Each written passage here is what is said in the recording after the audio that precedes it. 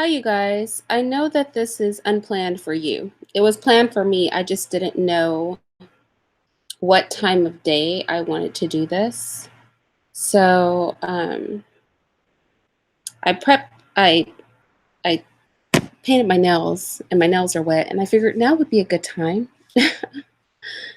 to do it. Hi, Turbo Dog. Okay, so let's get started.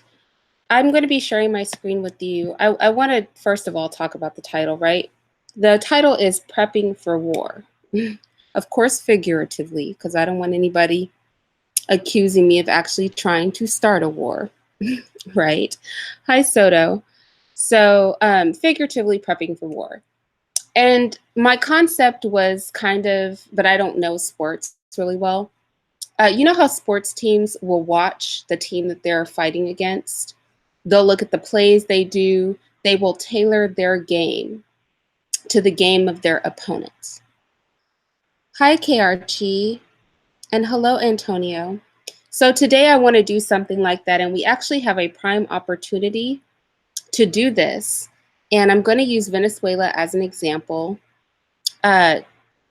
And y'all just follow me with this. I also found an interview with their current president, Murado, because, you know, we won't let him on any of our TVs. Okay, our propaganda here in the States is so thick that I really had to dig and search to find a full-on interview with him regarding what's going on right now.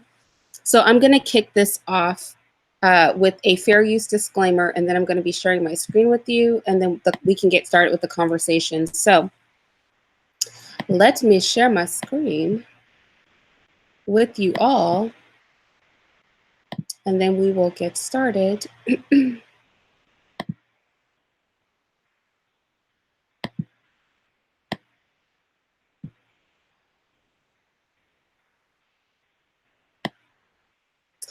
Okay, federal law allows citizens to reproduce, distribute, or exhibit portions of copyrighted motion pictures, videotapes, or video discs under certain circumstances without authorization of the copyright holder. This is called fair use and is allowed for purposes of criticism, news reporting, teaching, and parody, which doesn't infringe of copyright under 17 U.S.C. 107. Today, we're going to be using this for criticism, critiquing, news reporting, and teaching, all of those things. So leave me alone, YouTube. I want to kick it off with a couple of short videos that lead us into the place we are now with Venezuela. Before I get started with this, I want to make it clear what Venezuela is. Venezuela is a country that's predominantly made up of non-whites. I know when we think of Venezuela and a lot of Latin countries, we think of white people because rightfully so, there's a lot of white people in those countries. They are colonized countries that had indigenous people. So to me, when I think of indigenous people, I would categorize most indigenous people as Black, different from African Black, right, of African descent, but Black nonetheless. And so in Venezuela, the demographic makeup of Venezuela, if I can get to it, the demographic makeup of Venezuela is, according to the CIA, because remember, we don't screw with them,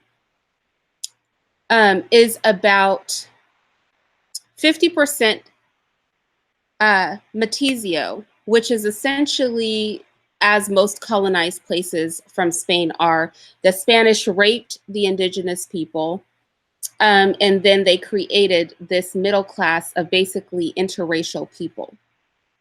So almost 50% of the country is interracial, part Spanish, part Native.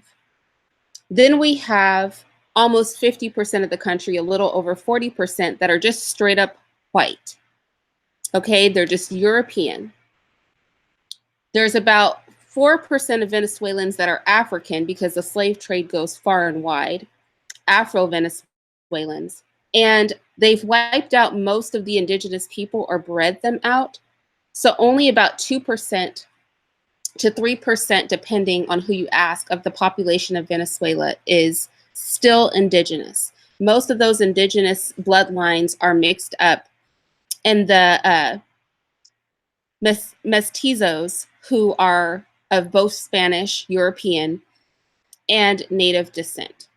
However, we know that half-breeds aren't considered white to white people. So I would say that upwards of 60% of Venezuela are non-whites, according to Europe. And about 40% of Venezuela are white people. And right now what we are seeing is a power grab of the whites against the non-white Venezuelans. This is why Europe is going so hard. Why do we care about this? Because like I said earlier, this is like a football game, right?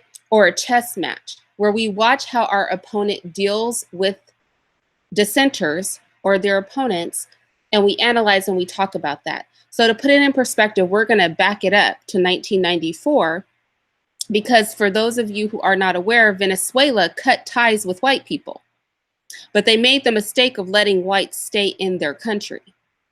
And they're going to live to regret that mistake. And that is what we're seeing play out now. So we're going to start with Hugo Chavez speaking in Cuba, because remember, Cuba, Venezuela, and Nicaragua have started to encourage other Latin countries to join with them in turning against European countries. They are not a friend of colonization. These would be the half-breeds are standing up because there are so few indigenous left, and they want to separate from their colonizers. Does that sound familiar? We see this going on all over the world. Europe is trying to get a stronghold on almost all the countries in the world, and they are being successful at it. And so we are watching a power struggle right now, which is very relevant to us because we need to see what happens and how they play their cards. And it gets very interesting when there is opposition of a colonized people. Now, we read in the book the other day that they kill everyone when you rise up against them. We read in the book that was published in the medical journal, specifically that is the history of the European when they travel about. Let's go ahead and get started with Hugo Chavez's speech in La Habana in 1994. Es sin duda tiempo de recorrer de nuevo caminos de esperanza y de lucha. En eso andamos. Después de 10 años de trabajo intenso en el seno del ejército venezolano. Okay, hold on. I'm gonna have to. It's not going full screen for me. Okay, here we go. I'm gonna back it up so you guys can read the subtitles.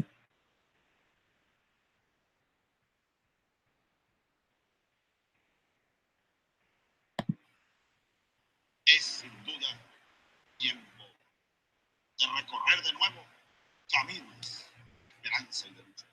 En eso andamos nosotros. Después de 10 años de trabajo intenso en el seno del ejército venezolano. Después de una rebelión y otra rebelión. Ahora dedicados al trabajo revolucionario, empeñados en resistirnos a esa tesis que viene del norte. Alguien me decía hace poco que todo lo malo viene del norte. Esa tesis del fin de la historia, del último hombre, de la era tecnotrónica, que las ideologías ya no sirven, que están de modé. No, nos resistimos, no lo aceptamos. Y hemos tomado esas tres figuras simbólicas. Pero me decía un oficial panameño que todavía hace 4 meses andaba escondido. Me decía ese capitán panameño, estaba en la Universidad de Panamá, por cierto, una noche. ¿Por qué andaba escondido? Y me dice, yo ando escondido, comandante, porque yo... He hung a gringo. Por asesinato. Ahora, ¿dónde están los autos de detención? Los miles de muertos que hubo en la invasión. Y la tercera vertiente en la que estamos trabajando para ir concluyendo. And he asked a good question. He had a commander hiding because he killed a white man. See, here in the United States, Hispanics are trying to pass themselves off as white. Many Hispanics call themselves white. See, white people, they're very selective about who they let be white. And he's saying the same thing many of us have said, which is, why should he have to hide for killing one white person? Where is the outrage for all the native people that were murdered during the colonization of Panama, during the infiltration of Europeans on Panamanian soil? They killed a lot of people.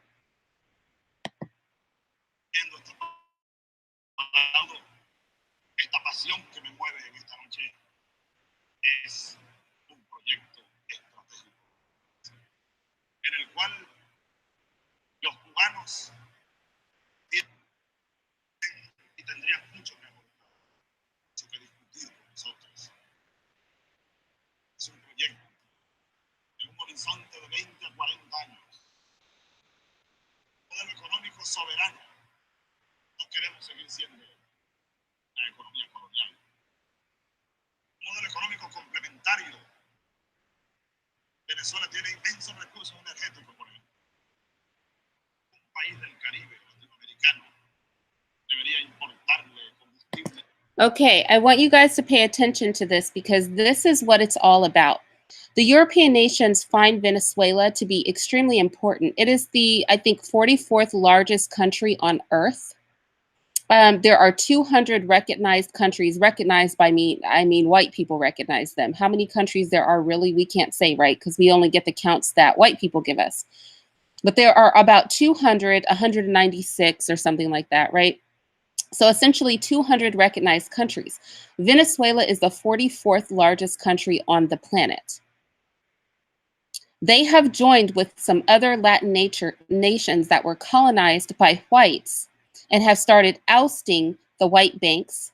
They did everything but oust white people. Now, this is why Venezuela is about to meet their demise.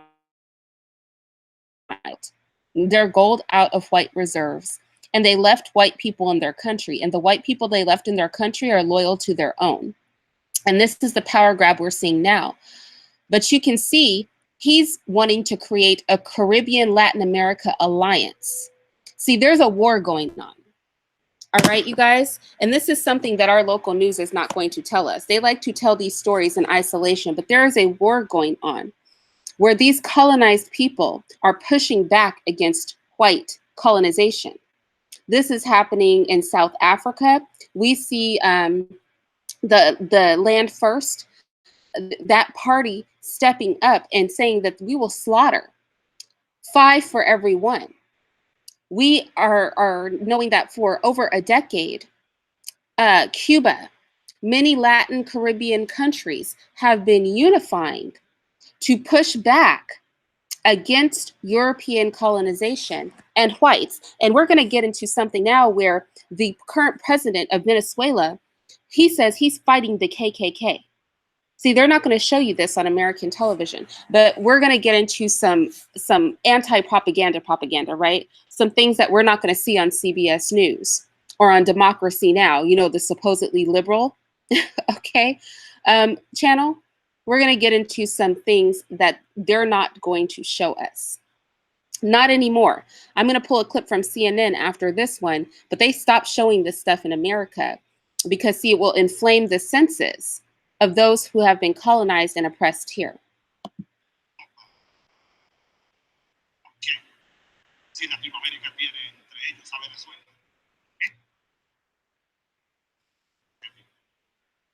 ¿Por qué Venezuela va a seguir exportándole a los países desarrollados 2,5 millones de barriles de petróleo crudo al día? Igual que hace 500 años se llevaban la materia prima, hoy se la siguen llevando de la misma forma. Un proyecto que nosotros hemos lanzado ya al mundo venezolano con el nombre de Proyecto Nacional Simón Bolívar, pero con los brazos extendidos al continente latinoamericano y caribeño. So I'm going to stop there. And I will be putting links to all of this in the description box. I want to go to one more clip, and then we're going to get into the conversation.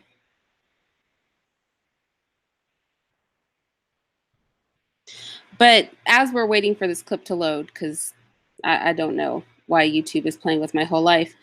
I just want to say that there is a global war going on that they do not talk about on the national and local news. As we are speaking, okay, there is a global push back against white colonization. There are little fires and continuous uprisings all over the world. And my mod, Soto, is right. Some seem contented, okay? We already know. But that doesn't stop the fact that many aren't. And what is smart about what the Latin countries and the Caribbean countries are trying to do is that they are unifying with each other. They do this in South Africa too, where they made friends with the Indian people who were brought there as slaves, because together they're stronger. Because see, you can't break free of this system, not with the world being global, without being able to engage in trade. And sanctions are the first thing that they will do. They will try to starve you out, which is what they have tried to do. That's what they did to the African countries that pulled out. They starved them out and then said, look here, they can't survive without white people. That's what they're doing to Venezuela. It's not working, so they're trying another grab for power. Let's go to this next clip from 2006. This is before, a little bit before Chavez died.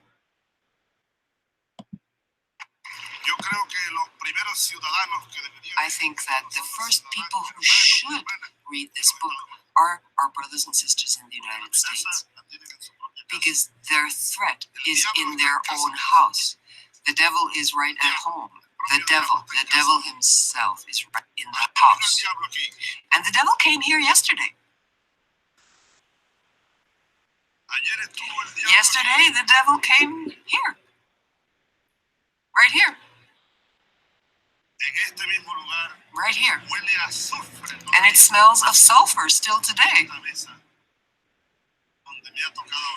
This table that I am now standing in front of. Yesterday, ladies and gentlemen, from this rostrum, the President of the United States, the gentleman to whom I refer as the devil, came here talking as if he owned the world. Truly, as the owner of the world. I think we could call a psychiatrist to analyze yesterday's statement made by the President of the United States. As the spokesman of imperialism, he came to share his nostrums to try to preserve the current pattern of domination, exploitation, and pillage of the peoples of the world. The domination, the exploitation, and the pillage of peoples of the world. He calls the President of the United States, and this is a universal thing we could say for all of our presidents, as the devil, as the figurehead for the face of domination, right? And we're going to get into who they've sicked on Venezuela. A known eugenicist who has murdered non-white people worldwide in mass. That's who they've sicked on Venezuela. Our own president has sicked on Venezuela, as they've done many times before when conquered nations step out of line. An Alfred Hitchcock movie could use it as a scenario. I would even propose a title: The Devil's Recipe.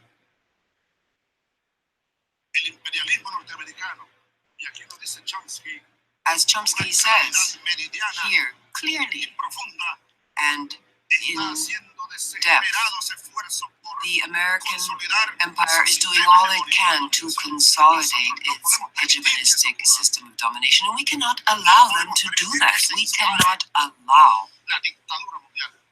world dictatorship to be consolidated. And I want to start this conversation there. He said, we cannot allow world dictatorship to be consolidated. Make no mistake, Let's talk about who's come out against Venezuela, because we need to put a face to this. A lot of times we believe there's not organization to this thing, right? But there's organization to this thing. We talk about Blacks throughout the diaspora as if we are all different people. Let me tell you something about white people. They don't care if you are from Sweden. They don't care if you are from Norway. They don't care where you are from. Let me try to find my list. Yes. They don't care where you are from. They move as a unit. And so let's look at all of the countries: Spain, Germany, France, Britain, Sweden, Denmark, Austria, the Netherlands, Lithuania, Finland, Estonia. The list goes on and on. The Czech Republic, Latvia, Luxembourg, Poland, Portugal, Canada. Mexico refused to join in on the parade only because they know they'll be part of this Latin Caribbean alliance if it is successful.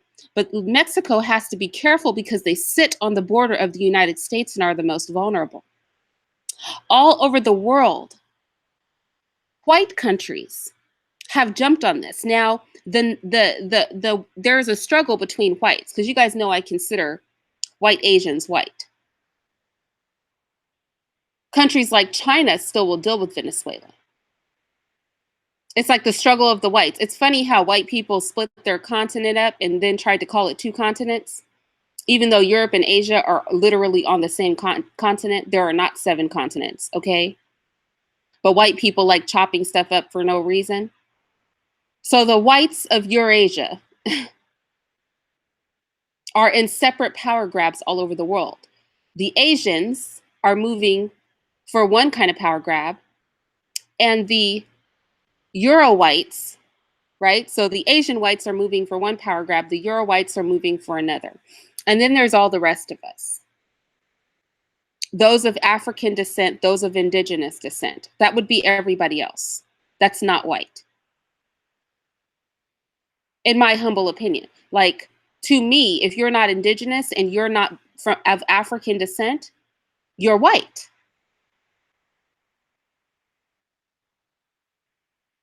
And so the whites of Eurasia are running around on a grab. Right now, even though Europe is a tiny little place, they go around to get around, and they are on code. In fact, Canada formed the Lima Group of 13 Western Hemisphere countries, and all but 3 are on code with the white agenda against Venezuela, Nicaragua, and Cuba, because they have the power to suck in the Caribbean islands. And if those in Africa rebelling are smart, they will unify with them. But see, this is a dangerous game we're playing, right? Game we're playing, because you ultimately are unifying with nations of mixed people.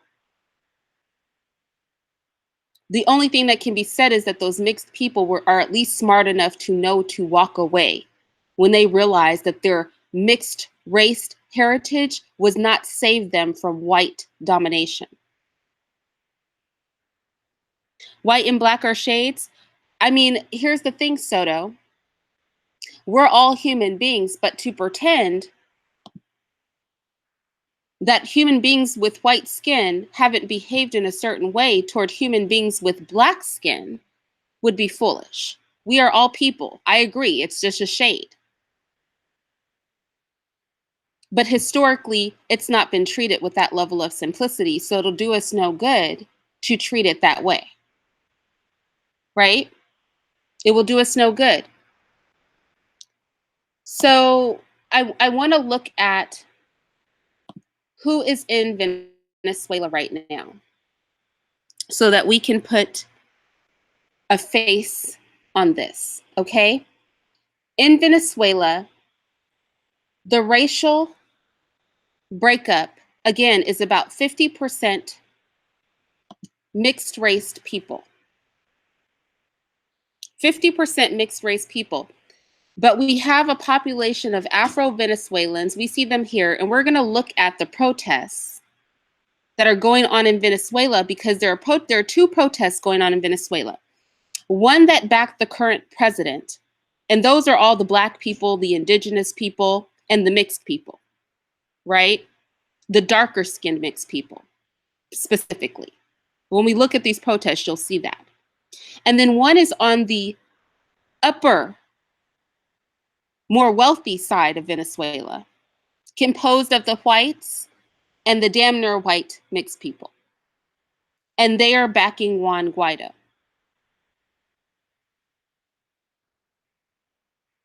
So in Venezuela, we have those of African descent, the Afro-Venezuelans. We have the native Venezuelans, if my computer can behave. We have the indigenous people who have all been wiped out of their own country. They're not quite even 3 or 4% of the population. They're almost all gone. They slaughtered them, or they bred them out. We have the half-breeds, which make up 50% of the Venezuelan population, and are pissed off because white people won't accept them. And then you have the troublemakers, the ones that they really should have kicked out of the country, which are the white Venezuelans. They make up over 40% of the total population. And they're the ones that our news stations like to parade around on television saying that they support Guaido. The wealthy, white, and some part of the mixed population that is very fair-skinned. I'm not trying to reduce it down to this, y'all. They reduce it down to it. And we're going to see that when we hear Venezuela's president talk that this is all about race and white dominance. He says it out of his own mouth. He says he's fighting against the KKK. I'm going to show you that in a minute. We just heard Chavez say the American president is the devil and is the face of white domination, and that we cannot allow this to happen. This is why they are determined to attack Venezuela. They will do so in no uncertain terms, and Nicaragua and Cuba, because they are the strongest nations that are part of this alliance. They are not the only nations that are part of this alliance, but they are the strongest nations that are part of this alliance, will come after them. I want to play this clip. And then we're going to get into who they sicked on Venezuela. And we're going to talk about what kind of man this is that they've sicked on Venezuela. What kind of traveling around the globe, murdering in mass, committing mass murder and genocide type of man that they've decided to sick on Venezuela. Our president is sicking on Venezuela because, see, they have no reason to be fake or lie. In fact, let's just go there first. Let me go ahead and show you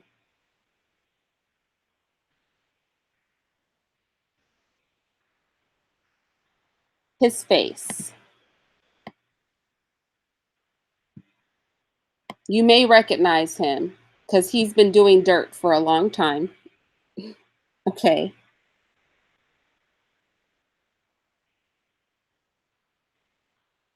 His name is Elliott Abrams.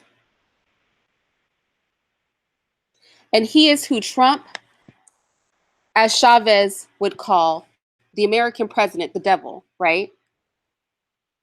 Run by the elite whites of the world who want to consolidate power in their own hands, has sicked on Venezuela. And I want to tell you a little history about this man, because it's important that we understand who he is. And when I say that racism sits in our face and we all want to act like it's not there, after I tell you the rundown of what he's been running around the globe doing for the past 20 years or so, we can make no mistake the message that they're trying to send to Venezuela, which is the message we read in that book, which is we will slaughter you if you keep playing with us. In El Salvador, he aided a Salvadorian military unit that was trained by our army. And they kicked off their little process with killing everybody in a village. They raped the women. They raped the little girls repeatedly. This is like real history, you guys. I'm not making this up. They raped the women. They raped the little girls repeatedly. There are reports of children 10 years old who were raped. And a rumor that there were jokes that the 12-year-olds were their favorites to have sex with.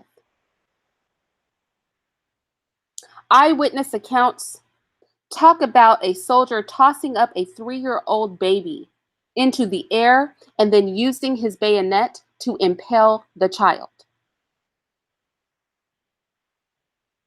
They killed 800 people in that one massacre. Then they followed it up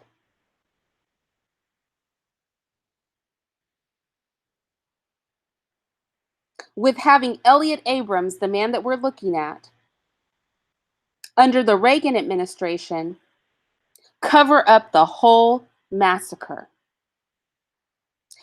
On our propagandized news, which is why we're going to look at this interview that they will never air here in the United States in just a minute. On our propagandized news, they said all the reports of that massacre were completely uncredible. Never happened.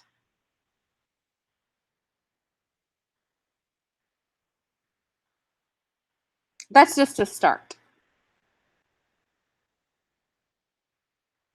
That's just the first thing he did.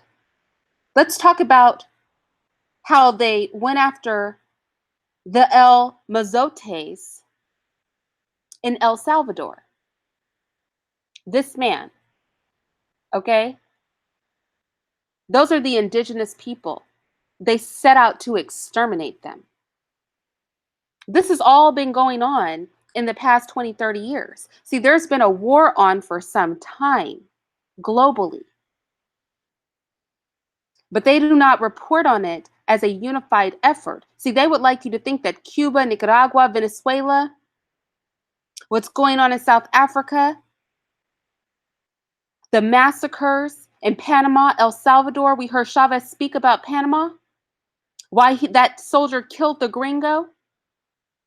El Salvador, they would have you think that these are all isolated random incidents, but these are all to do with a pushback against colonization and white domination on a global level that is organized, you guys. This is an organized thing.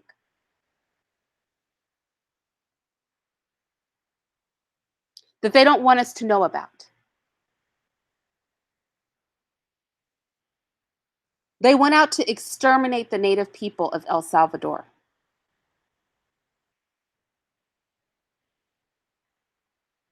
This was in the 80s. They killed almost 80,000 people. And they tried to hide it. You know how we did in Vietnam, where they were burning villagers to death with napalm and they called it a pacification project? We murder babies in the womb, we call that abortion. White people like to cover up mass murder with fancy names. In El Salvador, they called it a civil war, killing 80,000 people.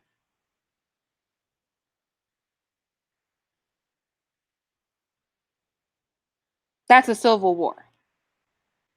Even though almost all of the killing was by the government of El Salvador, the white-controlled El Salvadorian government was out massacring people. They sent out death squads and killed almost 80,000 people to keep them in check.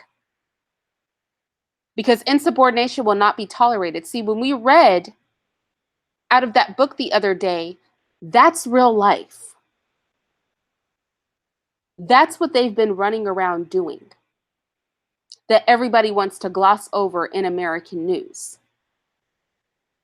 But these are facts. And this man that they've just sicked on Venezuela is front and center for these things. Understand that El Salvador, 80,000 may sound like a small amount because we are a country of over 3 million people. But El Salvador is literally the size of New Jersey.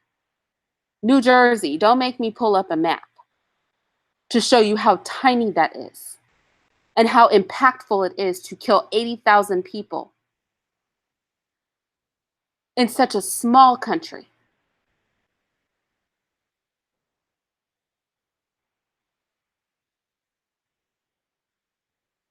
The Salvadorian National Guard was running around decapitating people on the street.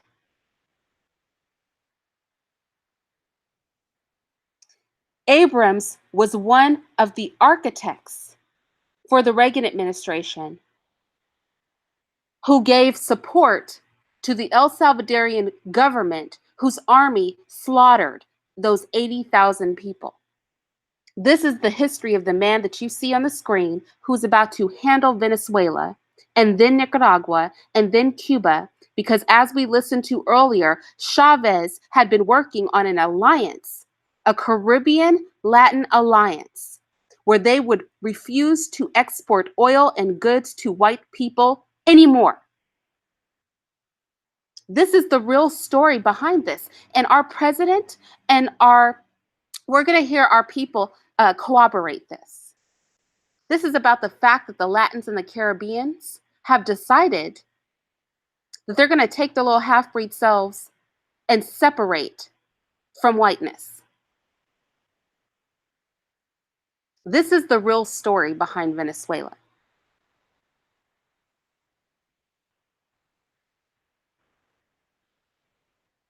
Abrams publicly and continues to deny what happened in El Salvador because you know what? You and I don't get access to the people there to know the true story.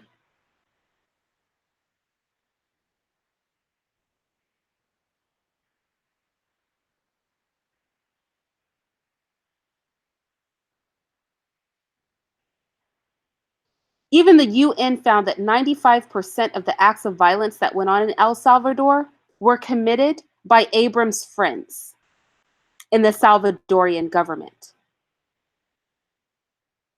He referred to the massacre of almost 80,000 people with the Reagan administration as a fabulous achievement. The murder, the decapitation of 80,000 people in a country the size of New Jersey as a fabulous achievement. This is on the record. This is real history. Guatemala. Oh, it doesn't stop. Okay. Guatemala and Nicaragua are side by side. For those of you who don't know what Latin America looks like south of the border.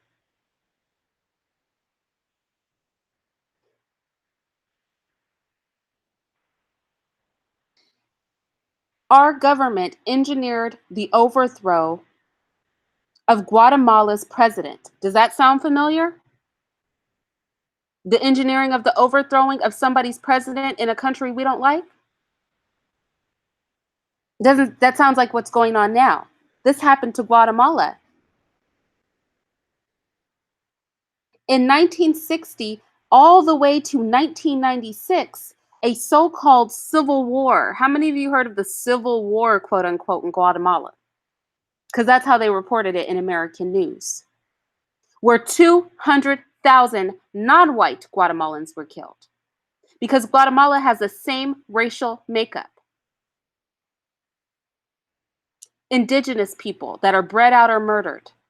Mixed people and blacks. And then the elite whites from colonization. 200,000 Guatemalans were killed. That would be like if right now somebody went out in the streets and killed 8 million American people. That would be the equivalent. of the kind of massacre that went on. 10% of their population, almost.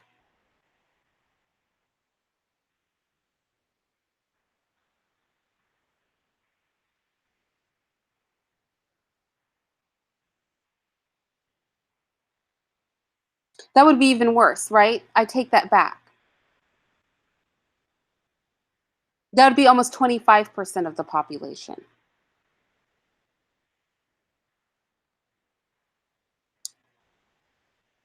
There was a literal genocide in Guatemala. They killed almost all of the country's indigenous Mayan population. They wiped them out. This is recent history. How old were you between the years of 1960 and 1996? In 1996, how old were you? As they literally decimated the indigenous people and killed everybody in sight. And this white man on the screen that our president just is sicking on Venezuela did the dirty work, worked with the government to make that happen and to get control over Guatemala.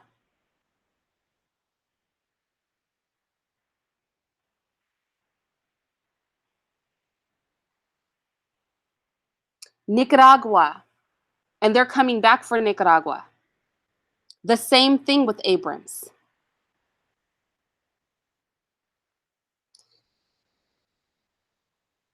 After they dealt with Grenada, it got so bad, the situation with Nicaragua, that he was actually questioned by our Congress about his Contra-related activities. Not that Congress really cares, right?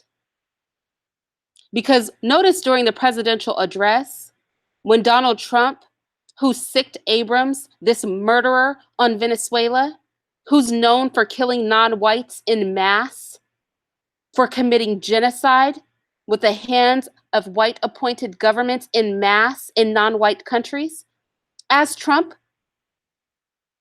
was standing during his presidential address yesterday, and Nancy Pelosi, you know, his fake opponent, was sitting behind him, she sure clapped when they talked about ousting the current president of Venezuela and replacing him with their near white counterpart, Guaido. She was all back there clapping. Go watch the footage. Because she's down for this supremacist cause too. Make no mistake.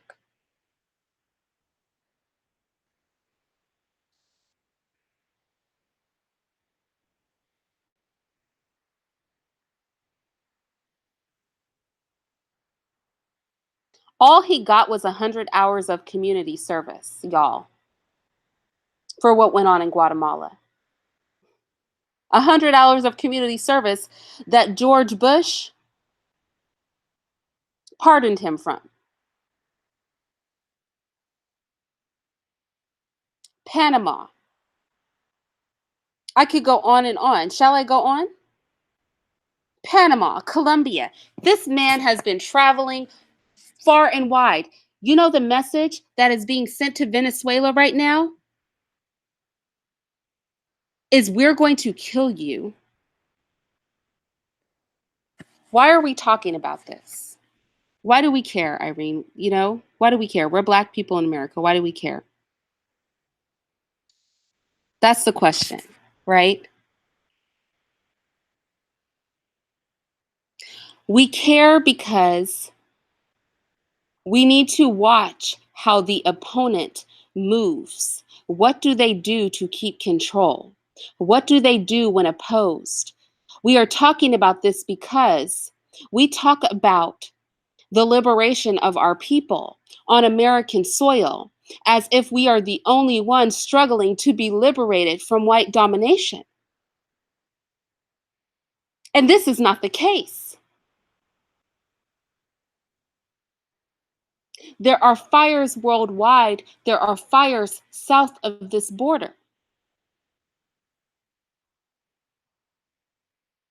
And they openly slaughter and massacre. They openly slaughter and massacre dissenters. Let's go to the interview. Let's talk about it. We're going to be listening to Venezuela's current sitting president. Were you, Joe? Hi, Father Elder. Let's go ahead and listen to this. Hello and welcome to Caracas for an exclusive interview with the President of Venezuela, Mr. Nicolas Maduro. Thank you very much. Hello. Mr. President, from the United States of America, we have heard some very tough language against Venezuela and against you personally. The ambassador of the United States at the United Nations has declared it's high time Mr. Maduro should give up power. The Vice President of the United States, Mike Pence, has said the government of the United States will not stay inactive. And the President of Colombia, Mr. Santos, has said that a change of regime will occur soon. What's happening? An offensive which was prepared with a view to the possibility that in Venezuela there might be a positive outcome, as will be the case during the forthcoming presidential elections. This has created a form of pressure on the countries. This is not something which is new. We have seen 3 presidents of the US come and go: Bill Clinton, George W. Bush, Barack Obama, and now we have Donald Trump. Each one of them had their approach to Venezuela, but the official policy of the imperialistic United States with regard to the Bolivarian Revolution was to subject it to pressure and to try and effect regime change. Now we've got Donald Trump. Now we've got an extreme right approach. The extreme right there, the Ku Klux Klan. We're persecuted by Ku Klux Klan. I'd like to understand. The president of Bolivia has stated that it's not only pressures we're talking was about a possible military invasion. This will never happen. I can guarantee that.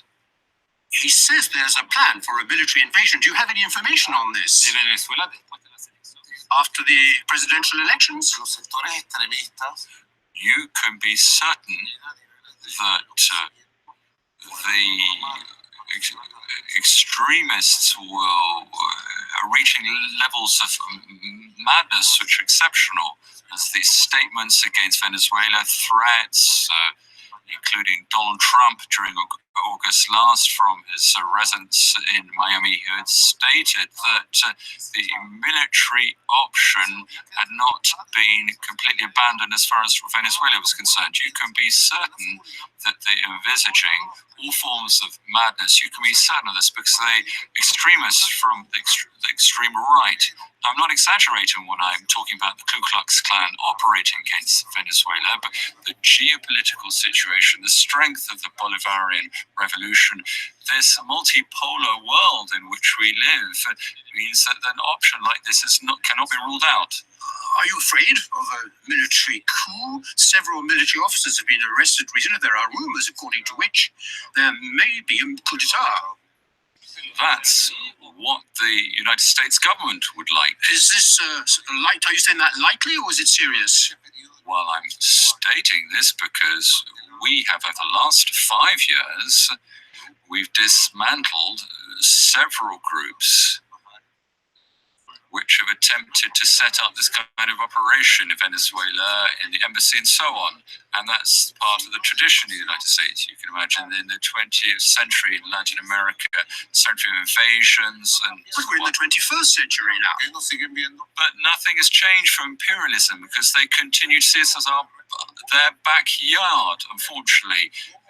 It's difficult to understand for the rest of the world or in Europe, but you have to understand that the Monroe Doctrine, which stated that America was the Americans, refers to the United States. We are for them, we're Martians, we're not Americans for them. but we, of course, South Americans, Latin Americans, but the Monroe Doctrine was very vigorous at the time and was established throughout the 19th century, during the 20th century, and it seemed that with Barack Obama, at one point, we might have envisaged a change. There might have been a new relationship between the... I'll rewind it a little bit. Saba Nora 444. I'll go back a couple of minutes so you can listen to it, okay? But nothing has changed for imperialism because they continue to see us as their backyard, unfortunately. It's difficult to understand for the rest of the world or in Europe, but you have to understand that the Monroe Doctrine, which stated that America was the Americans, refers to the United States. We are for them, we're Martians, we're not Americans for them. But we, of course, South Americans, Latin Americans, but the Monroe Doctrine was very vigorous at the time and was established throughout the 19th century, during the 20th century, and it seemed that with Barack Obama, at one point, we might have envisaged a change. There might have been a new relationship between the elites which were governing the US from Washington, the peoples of Latin America, but that has not been the case. But ultimately, what is happening has come from the legacy of Barack Obama against Venezuela. Military coup? Well, we don't act upon our fears. We act with regard to certainties. If the government of the United States attempted a putsch, you can be certain there will be a counter putsch. A civil military putsch will be just as strong as took place in April in 2002. They already attempted a putsch. You may remember on the 11th of April 2002 with Hugo Chavez, they ousted him for 47 hours. They sequestered him and they tried to exfiltrate him. But who saved him? The people and the military. You can be convinced of the total loyalty of the people and the military to the body. I just want to stop here and I want to point out why it is so important and why our news has put such emphasis on how the one of the high-ranking officers in the Venezuelan Air Force sided with Maduro, who is the white president that they want to take the place of this man that's speaking. Let's be clear that in all of the massacres I talked about, and the many that I did not talk about, that have been masterminded by the man that's been sent to take care of this mess, right, have been masterminded by Trump's appointed hitman, Elliott Abrams, who has no problem using the military and the government to massacre the people. But in all of those cases, they needed the military and the government to massacre the people, which is why they want a military coup. And they're having problems because the Venezuelan military is loyal to the current sitting president. So if they can replace the president or cause a military coup, they will have the power that they need to commit massacre in Venezuela and stop the uprising. And remember, this is bigger than Venezuela because there is a Latin Caribbean effort to move away from the International Monetary Fund and the World Bank. We're going to get to that because a lot of people forgot that this is what they've been doing. They ousted the white banks. They're trying to pull their gold out of the white reserves. And they are refusing to trade on white terms with white nations. And they are encouraging all Latin countries to join them. Cuba, Venezuela, and Nicaragua, and all Caribbean countries. This would be huge. And this is what this is really about. It is a full-scale war behind the scenes because it would not look good for white people to openly go to war with non-whites, mixed people, nations that are almost completely non-white. Venezuela, I'm telling you, Venezuela's problem is that when they separated from the International Monetary Fund and the World Bank and joined Cuba and Nicaragua and the Caribbean in this alliance to fight back against colonialism, they left too many white people in their country. The fact that there are 42% Europeans still in Venezuela is why this is happening right now. Revolution, we have the people are very close to the army and vice versa. And if, as a result of Washington's maneuverings, As regards the elections, you are aiming to get 10 million votes in the election. This has never happened before. this is an objective, let's Yes, say. it's an objective.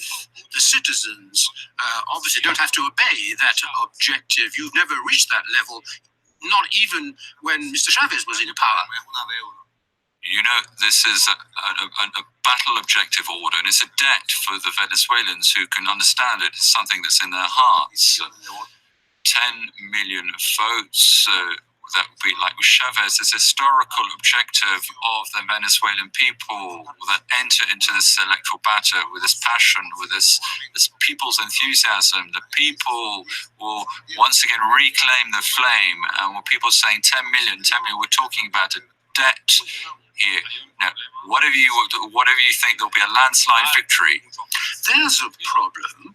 The international community, the countries in the region, the United States, Canada, Europe, have stated that they are not going to recognize those elections. You're talking about your international community.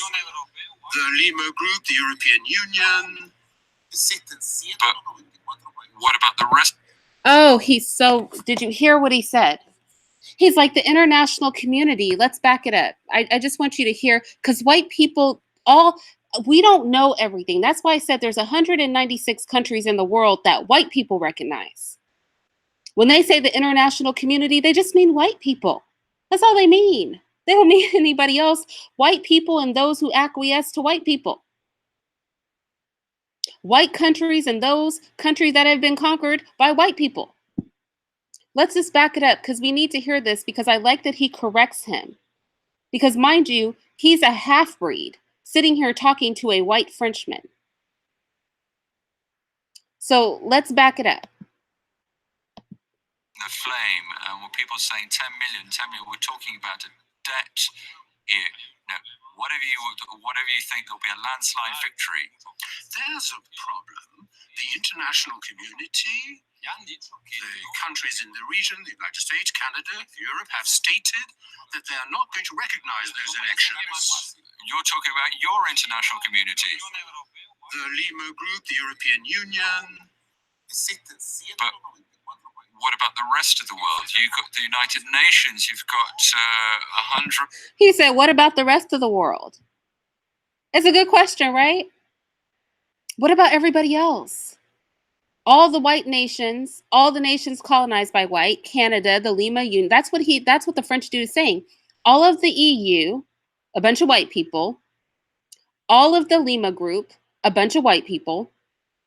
Okay, because remember, Mexico is a part of that, but they refused to secede to Maduro being president. 3 countries in the Lima Group didn't. America, a country colonized by white people. He's like, what about the rest of the world? There's a whole lot of places that aren't colonized yet by white people and who aren't white. But we only speak about all the white countries. I'm telling you, these people are on code to degrees that we need to understand. We talk about, we don't like Africans here. You'll look at somebody from Australia that's indigenous and black as hell and acknowledge they're black, but their blackness is somehow different from our blackness. I'll tell you something white people won't do. They have the white union. That's what the European Union is. They have the white union. That's what the Lima Group is. It's their solidarity as white people. And what he is trying to do is say, our lands have been raped and pillaged by whites. We're a bunch of mixed people, the little scrabble of indigenous people they haven't killed, and a handful of slaves, black people in Latin countries. And we don't want to deal with your white asses no more. We're good. We don't want your white banks. We don't want to trade with your white butts on your terms.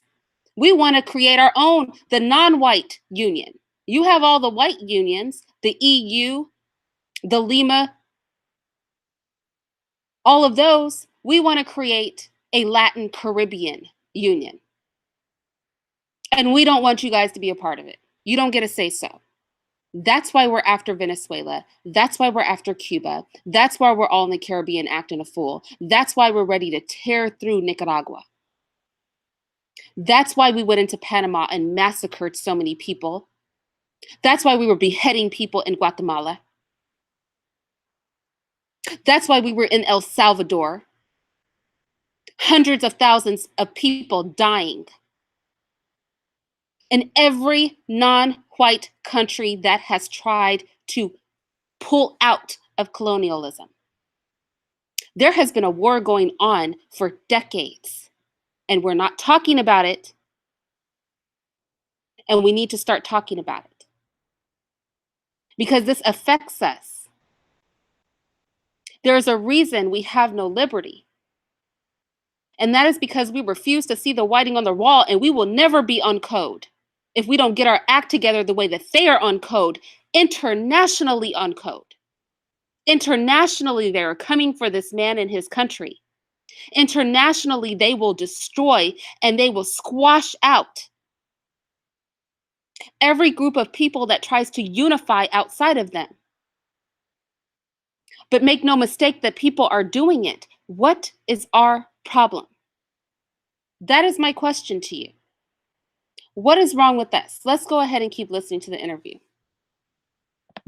And 50 or so countries. This international community is not that of Washington, with its alliance with some right-leaning governments from Europe or from Latin America. The international community is represented by the people of the world. So let us not endorse what your international community is iterating and reiterating. It's not only the right-wing governments, the governments of the left in Europe state that in France, for example, the government says, Mr. Macron... On the left, Macron, on the left, on the right, neoliberal. He's in the process of destroying France. He's on the ultra-right. You can... He's saying that they're both the same. Oh, yes. I'm sorry, y'all. My baby. I'm going to let you guys listen to this. Go potty. Sure. That's my baby.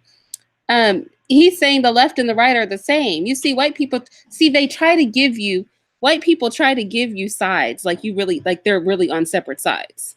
You know what I mean? The left, the right.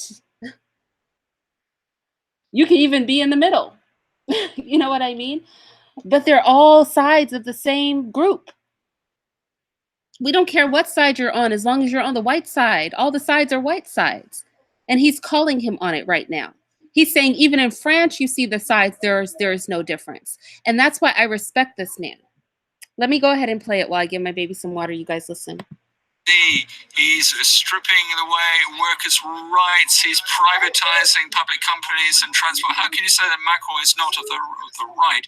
He is known as representing the interests of the bankers, the richest people in France. But some people assert that the elections won't be transparent in Venezuela. The opposition has been invalidated, have been exiled, imprisoned, and that everything is being done to guarantee your victory. And that these will not be free and transparent elections, and that's the reason why they won't be recognized, and there will be more sanctions. Do you really believe that this will happen, or these are just empty threats? Well, first of all, these are unacceptable threats for any sovereign country in the world. It's completely unacceptable. Nobody should be able to interfere in the domestic affairs of a given country. Venezuela is a democratic country. There's no doubt of that. We're a sovereign state. We have our own political system, and there will be elections in Venezuela. Will be elections. Some say that they will be postponed. In Venezuela, there will be elections on Sunday, the 20th May. The people will vote. There'll be a very large turnout, as big as in France and the United States. I invite you to come to Venezuela to bear witness to the strongest electoral turnout in Venezuela, bigger than in France or the United States or elsewhere, including in Colombia. I just want to say that, note, he's bringing up a very good point. Our president wouldn't even talk to this man, right? Because the contents of the conversation would have to become open, and the object is not to work with this man. If they cannot control him, they will not work with him. Our news is full of crap. All of it. Fox, CNN, CBS, NBC, Democracy Now!, NPR, they're all full of crap. They are all full of crap. And he is saying, you would have to come to our country to see what's really going on. Because everything is not the way that they say in the news. They're going to say what they need to say to get you to be comfortable with the agenda. See, the U.S. making a grab for Venezuela oil, if we're not going to get on board with the movement, then I'm with it because I'm in the U.S. and I'm going to benefit with that for that. But I would like it a whole lot more if we would be aware and cognizant in doing what needs to be done so that so many small fires will burn down a house. If there's a fire in your living room and a fire in your kitchen and a fire in your dining room and a fire in all 3 bedrooms and a fire in your bathroom, the house will go up in smoke. You will be spread thin trying to put out all those fires. The fire will consume you. That's an option I would like to see. That's the outcome I would like to see. But see, we can only sit here and talk about this. And if we're not going to do anything, then all I can say is, well, I wish Venezuela luck. But since I'm going to be a slave here in America because nobody around here is going to do crap, then hey, go for the oil. But mark my words, I would like to see us organize in a way that was meaningful for what is right. And not just sit in a stupor with our cable TV and indoctrination stations and our cars and our movies and our liquor and our drugs like zombies. Let's get back to the interview. Locations governed by the right, which don't have any slightest form of morality to call into question their political system. What about if there are more sanctions by the European Union? What will you do? Will you continue to work? Well, it's all the same to me. Sanctions, because this elite which is governing in Europe has in its mindset a superiority complex coming from colonialism. Are they racist? Yes, they are racist. It's a form of racism, social racism, which is the legacy of their superiority complex. They think that they're still dealing with their former colonies, the colonies which they used to govern. They still think they're masters of these countries. We're already free in the 21st century. He said we're already free. Hold on, let me go back. We have to listen to that again because he's calling it out for what it is. You think you own us. We're free. Okay, you killed all our indigenous people. You bred us out. We're a nation of half-breeds. We're free half-breeds now. We have free indigenous people and free Black people. You guys don't own us anymore. See, they switched the face of slavery to banking, credit, and trade. And as long as you're a good boy and girl, there's no problem. But he's calling them out on it. He said we free. Okay. This is not a plantation anymore. You can't be more clear than that. And I'm glad he's sitting across from this white man. I don't know what he thought he was going to get out of this interview with this man, but he's going to get some realness today. And we need to start having real conversations today.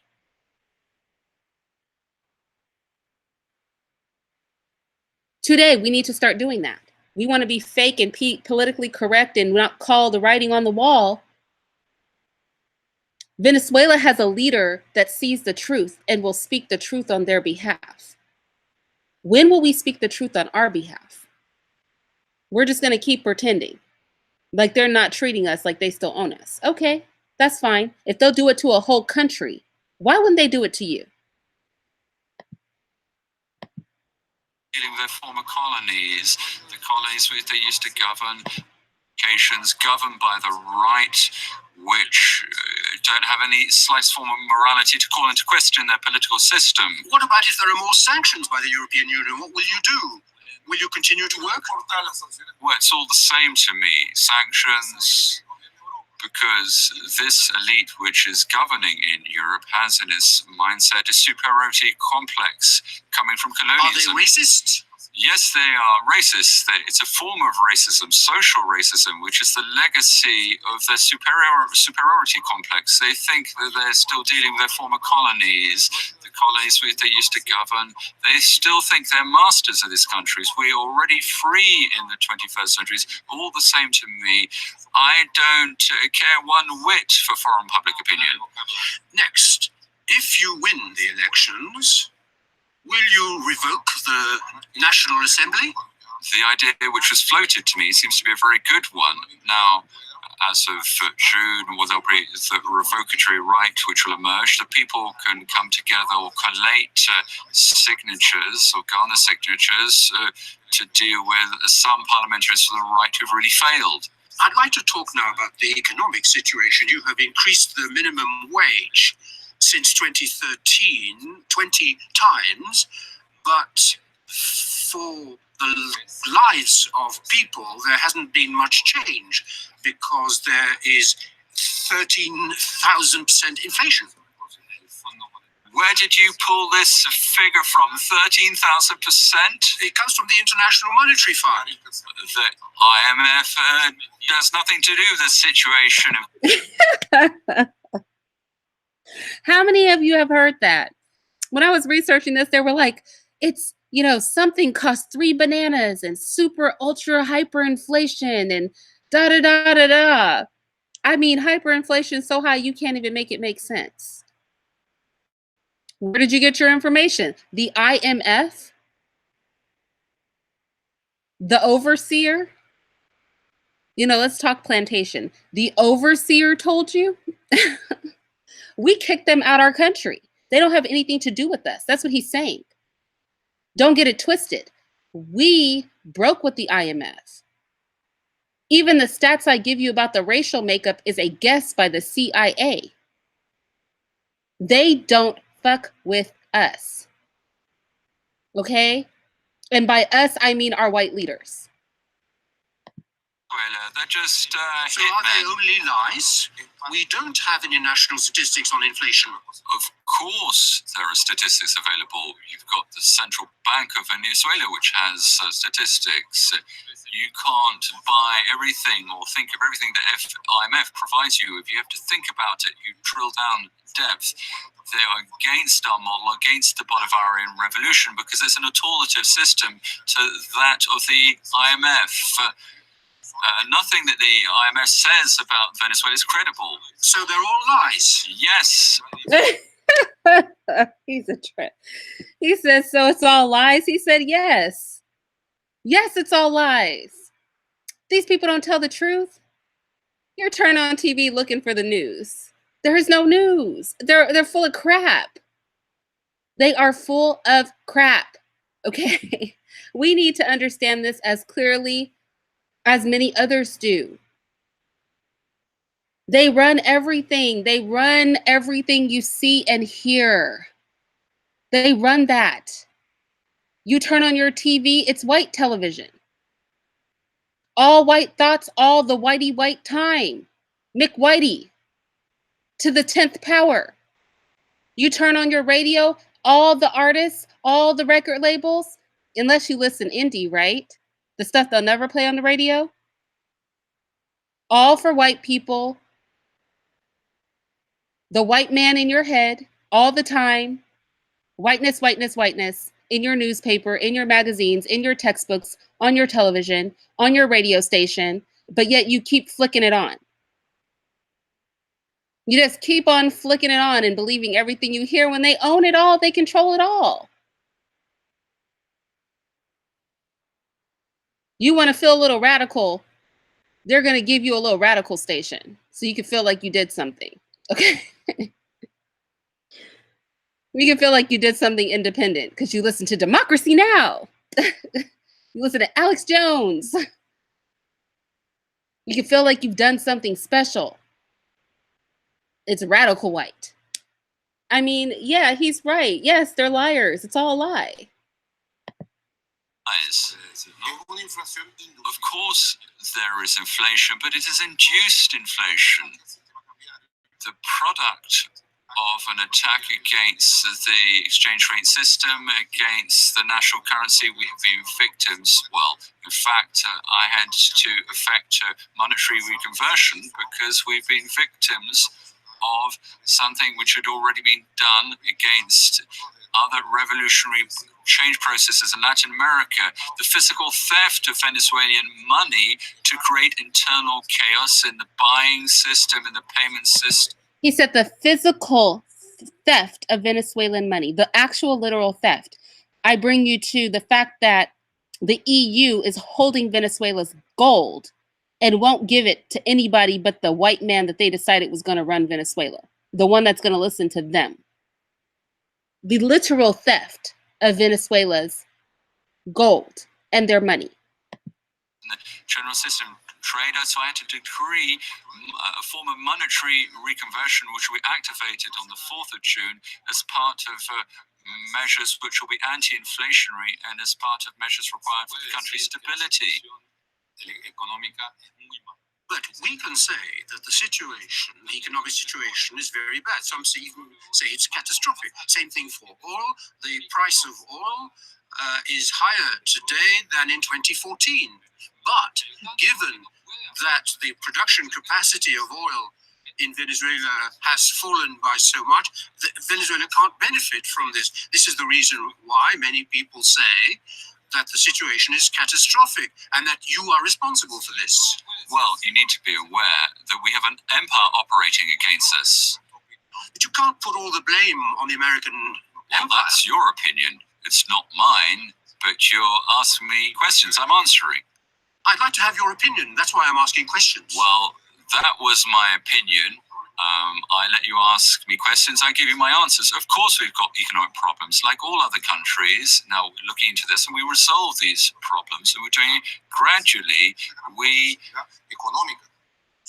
going to sort things out. Of course, we've got a major economic potential here. We have our own model, indeed, but we're subject to major war on two fronts, and from the imperialist forces, the United States, and the oligarchs in Venezuela who don't like the fact they lost the election.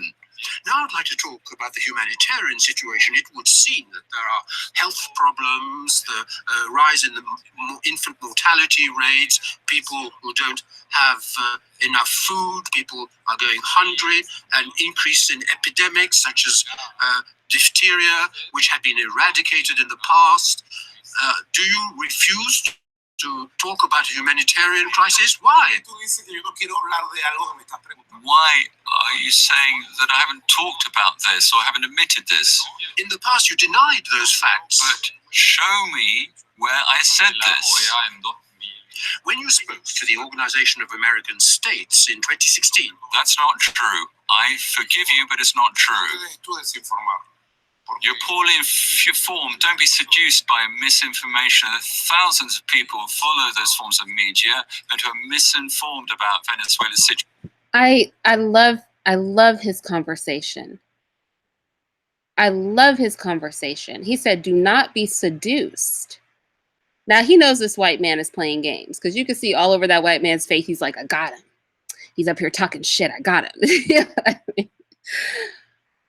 He said, all of your news is crap. Don't be seduced by their BS. None of it's true. It's all propaganda. But we want to make like everybody else is they're holding. Why? You wonder why some countries don't want our messages in their country. Why would they let our propaganda in? And we want to be uptight because they don't want American internet and American news and American movies in their country because they recognize trash when they see it. We don't recognize trash, okay? We're having a problem facing reality. The story of diphtheria and measles is not true. We're vaccinating the whole population free of charge, children, adults, against all illnesses that can be dealt with by vaccination. Now, I can tell you it is true. We've had sourcing problems, supply problems, but no more so than in Colombia, where misery has reached 55%. Now, in terms of food, Venezuela is developing policies, unique policies, and this is how we have been able to put into place a program which has enabled us to maintain the appropriate food level or supply of food for the population. But there is a problem. Apparently, the Venezuelans are fleeing their country. People even say that over 1 million people have left the country. You're a conservative, aren't you? The United Nations are saying that there's a migration crisis. Where did the United Nations say this? It's not true. It's just not true. Colombia and the Colombian government, Mr. Santos and the outgoing government are all part of this permanent campaign against Venezuela. And he invented the story according to which about 1,500,000 Venezuelans had left our country and gone to Colombia. The Red Cross has confirmed this. Over 1,500,000 people have fled. Well, I don't know. You've got your information, you've got your data, you believe into it, but I'm not so sure about what you're saying. I don't know what your sources of information, what's your analysis? Are the Venezuelans leaving their country or not?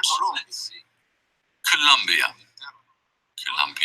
itself, there is an internal agency there which gathers statistics on internal immigration. It's just published data on Colombians who have emigrated, which corresponds to the trend over the last few years with a slight increase. There are 200,000 Venezuelans in Colombia currently, but it's not the French media or the media of the United States who are saying so. But I can tell you, Venezuela is hosting 5,600,000 Colombians who are now in Venezuela. The past was only yesterday. 5,600,000. How can you, in your analysis, deal with this? 5,600,000 people in a given country and say it's the past who are working with 5,600,000 Colombians working in Venezuela, enjoy the same rights as Venezuela. On that point, you're right. If you look at the Santos government in Colombia, they've talked about the 1 million Colombians have come to live here, fleeing poverty, misery, war. People don't ever mention that, just reiterating this campaign of denigration. Now, I can tell you that Venezuela, the level of immigration has increased, as in many countries. So there's no migration crisis in your country? There is no migration crisis. There isn't one. People have tried to create one, but this campaign, this very against us, this media campaign, it's the contrary. We're bringing back comrades. Comrades are coming back to our country. They went abroad and they realized how beautiful our country was. And this is all part of this very negative campaigns where people say Venezuela is chaotic. There's no order. There's order in Venezuela. There's a sense of direction. There's a national strategy, a national project. We've made major progress. There's a great deal of hope in the new constitution, the new alternative society, an alternative to neoliberal capitalism. I'd like to ask you a question because you have been accused of receiving funds for your election campaign from the Albrecht company. You have never shed any light or responded to those accusations. $30 million to finance your campaign given by this Brazilian company. For which campaign? The presidential election in 2013, and this is an extract from a file of a Brazilian investigation. Well, let's take a look at that. If there is something you cannot reproach me is to be somebody who's corrupted or being a bandit, I've never needed, I will never need the money of Odebrecht, and I've never needed so in my life. The focus of my life is not material wealth. My focus of my life is a cause, the cause of Venezuela, with deep spiritual moral roots. People could say what they want. You can accuse me of what you want. But those forms of criticisms, that just concerns the people who issue them. One last question on the Middle East. Are you afraid that Mr. Trump is in the process of preparing for a new war in Iran, in Palestine? Are you afraid that Mr. Trump will be able to create a lot of problems in that part, not only in that part of the world, but in the Middle East in general? Well, what I believe is that the United States finds itself in a state of strategic decline, in a period of strategic decline where they've shown a form of permanent improvisation. It's all false. These attacks against Syria, they're all false. These fake chemical weapons factories, we saw that it was all untrue. And everybody remains silent. Nobody's saying anything. And this has demonstrated the immorality of the foreign policy of the United States. Permanent improvisation with which they address their foreign policy. They're aiming currently, they're targeting the Middle East to create a major conflict.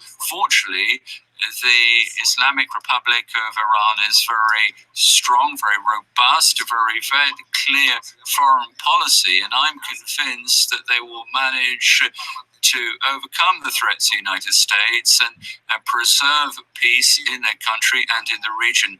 I believe that ultimately we are witnessing a seminal moment in history. Latin America is moving as well.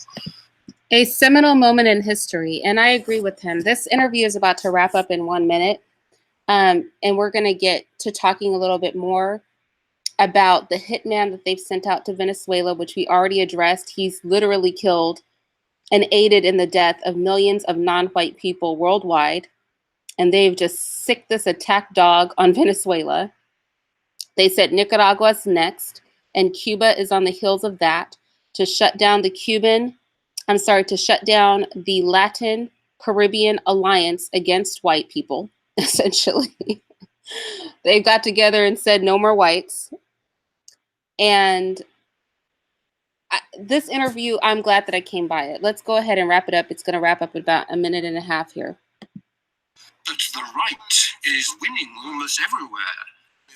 Perhaps this is just a one-off cycle, but in Latin America there's a new wave of change. It would seem that the current wave shows that the left is losing out. Well, I think there's a real solidity here which has never existed beforehand. The existence of l'ALBA, the governments of the left in a broad swathe of Latin America and South America, the strength of the Bolivarian Revolution and the Cuban Revolution, all this has let us have a glimpse of a new wave of support from the people. The people won't tolerate what's happened over here, what's happened in Argentina. 70% of people disapprove of President Macri in Argentina following his announcement that he will get help from the IMF.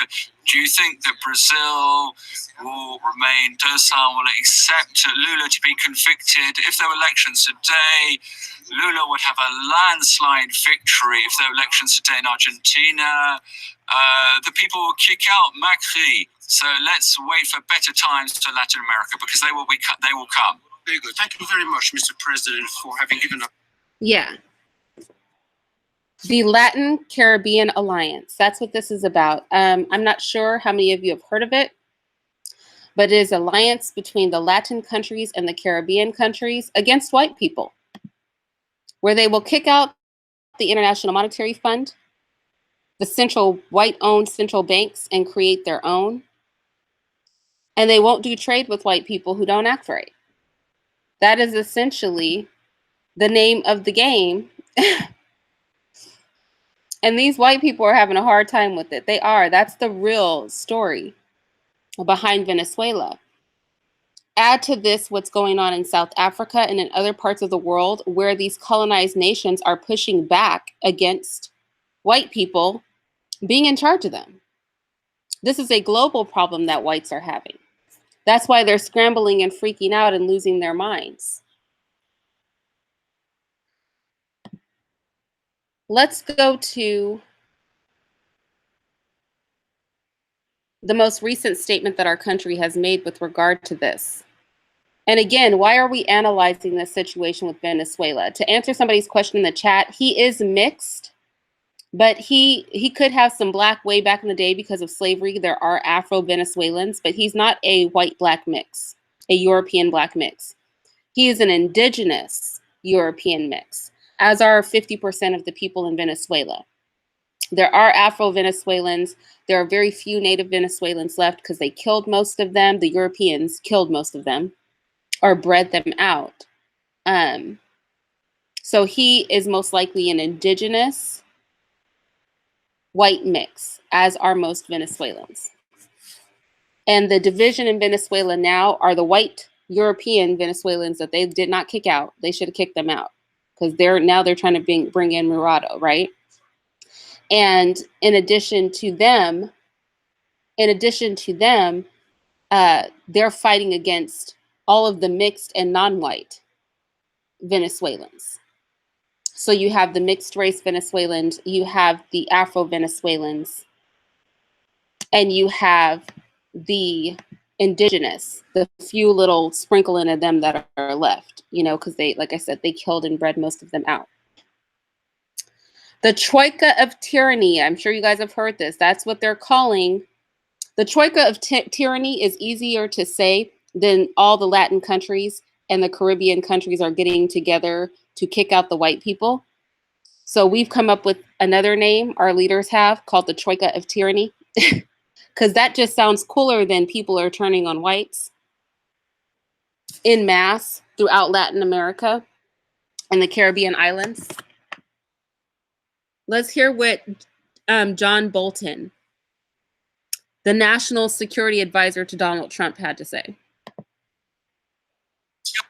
Until then, the Nicaraguan regime, like Venezuela and Cuba, will feel the full weight of America's robust sanctions regime. The troika of tyranny in this hemisphere will not endure forever. Like all oppressive regimes and ideologies, I like how white people call other people oppressive.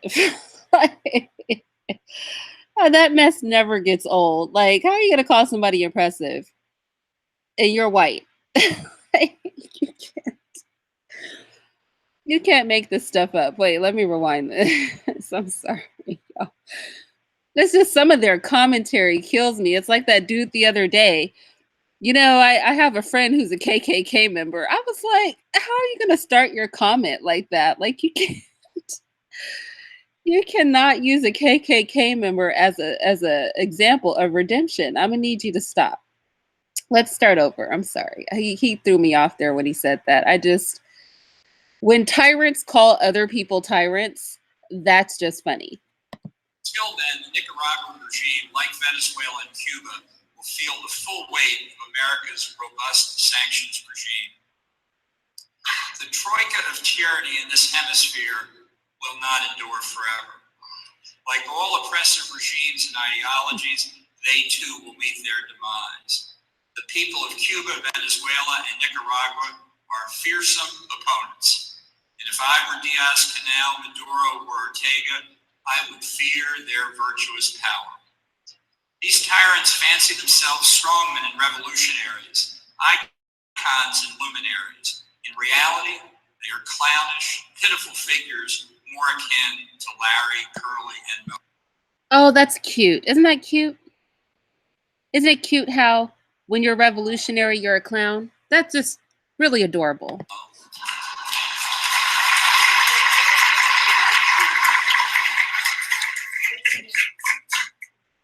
Three stooges of socialism are true believers, but they worship a false god. We know their day of reckoning awaits. We see its origins in the brave ladies in white who courageously take to the streets to defend their families and all of Cuba.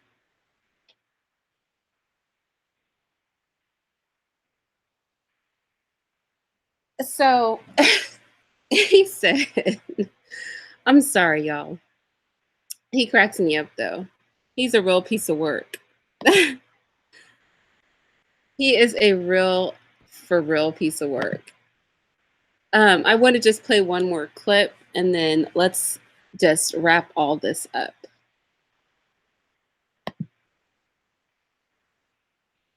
This is no time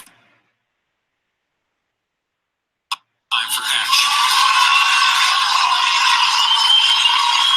And the time has come to end the Maduro dictatorship once and for all.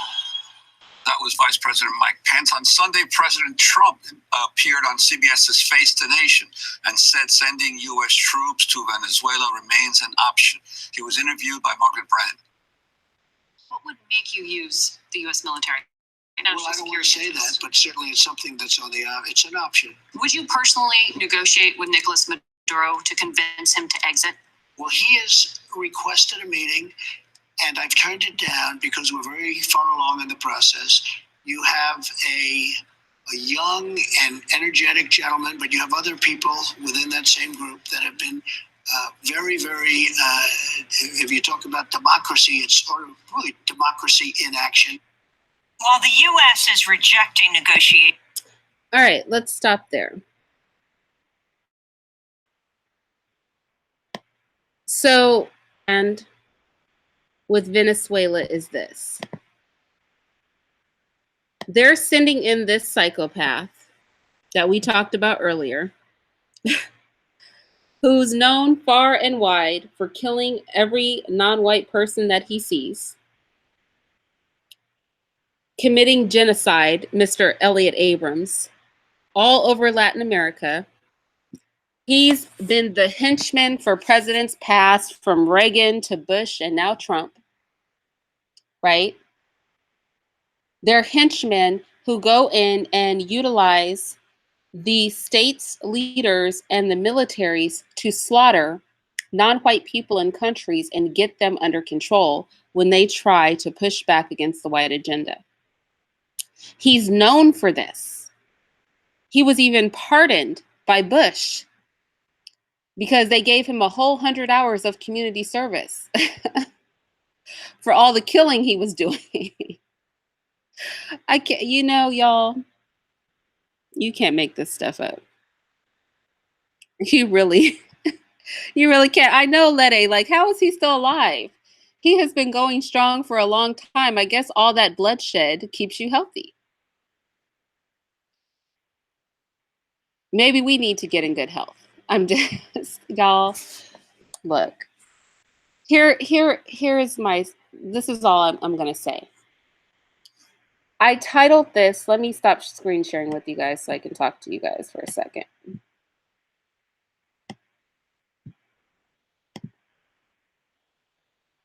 I titled this live, Prepping for War. And I titled it that because, first and foremost, we have to understand what's really going on globally, what they're not telling us in the news. And what's going on globally is that there are united fronts. There's an Afro-Indian revolution afoot. There's a Caribbean Latin revolution afoot of non-whites who are trying to break with the white system. And we are very limited as to the information that we get here in the States, as to what our news is putting on. The information and data that we get is from white people. Like he was saying in the interview, this is all white people stuff. What are you guys going to say? You're not going to say anything positive about us. Do you know what I mean? You can fabricate anything. Who can disprove it, right? Who can disprove it without coming to our country? And so when I think about in my heart where I'd like to see our people move, I think we have to be, like I said earlier, like a football team, where we sit down and we analyze the other team's strategies so that we know what to expect. Something that has protected these countries is their unity and their willingness to not compromise even when speaking to their opponent. Now, this means that things are harder on them because they're using sanctions, the threat of that psychopath who's known far and wide for just killing people in Latin America. Like, he will do it if you let him. Okay? If he could get a hold of your military and pay off one good government official, a president or something, which is why they're trying to usurp the sitting president, he will go in and he will murder every dissenter. He will make an example out of every non-white in your country. He's done it in many, many, many, many countries. He's known for this. He's protected.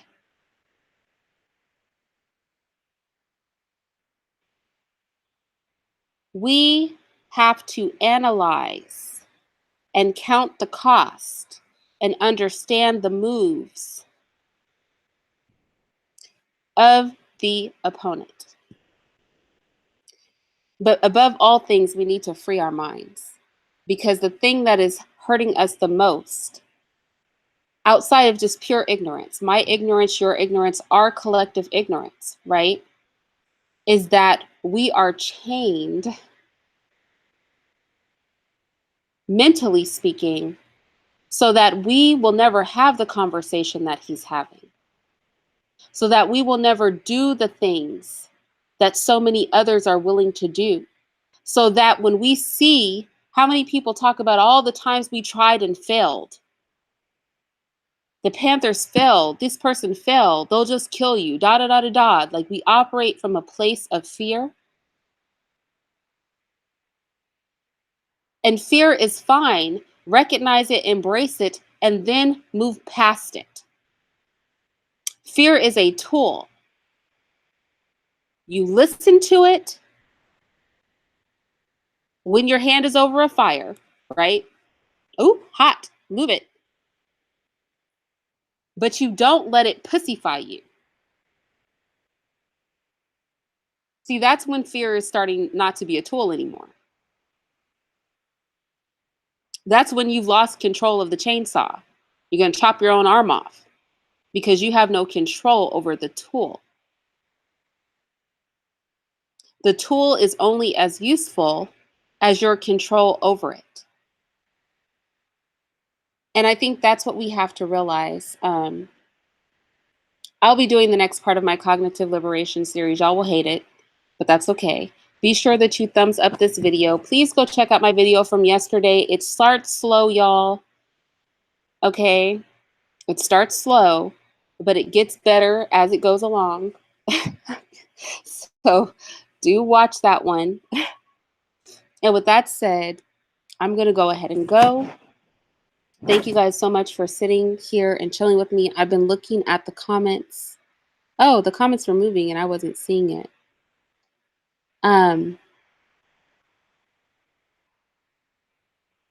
I need you guys to just ponder what I'm talking about. And hopefully we'll be able to have more of a conversation next time around. But thank you for joining me today. I'm going to get to my chores and cook dinner and stuff like that. And I hope you guys have, the rest of your day. Bye-bye.